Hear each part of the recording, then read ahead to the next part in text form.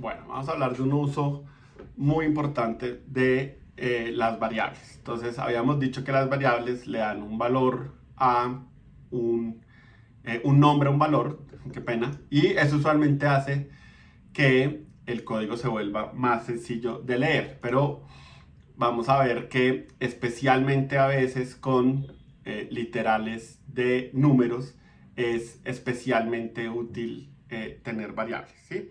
Entonces supongamos una función que se llame tercer ángulo y lo que hace esa función tercer ángulo es, dados las dos medidas de dos ángulos de los triángulos, me devuelve cuál es el tercero.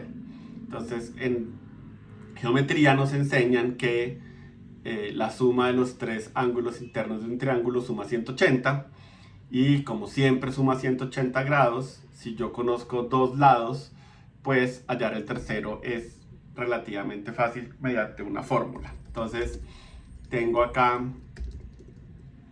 la medida de un ángulo llamado alfa y tengo la medida de un ángulo llamado beta y puedo decir que el tercer ángulo es igual a 180, que es lo que suma todos los ángulos menos la sumatoria de alfa más beta. Y aquí ya puedo devolver el valor de esa variable.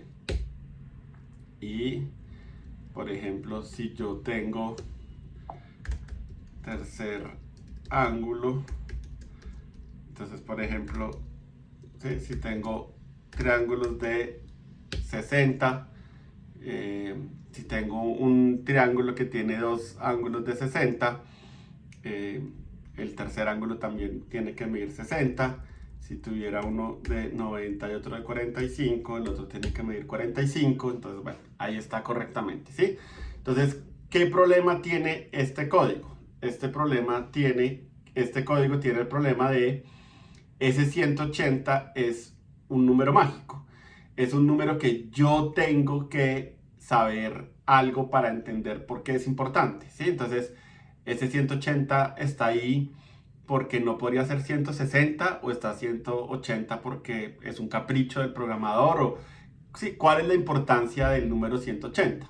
Entonces, algo que podemos hacer para evitar eso es crear una variable que se llame suma de todos los ángulos y que sea igual a 180, y en vez de usar el literal, pues usamos la variable que recién hemos creado y efectivamente mi función sigue haciendo lo correcto, ¿sí? Entonces, cada vez que ustedes vean en una línea de código un número que no sea obvio que está haciendo ahí, es mejor hagan una variable, denle un nombre para que quede claro qué es lo que hace, ¿sí? Entonces, 180 no es un número caprichoso, es un número que representa la suma de todos los ángulos. Usualmente el único número que no suele ser, que suele ser obvio, tal vez 0 y 1 en algunos contextos.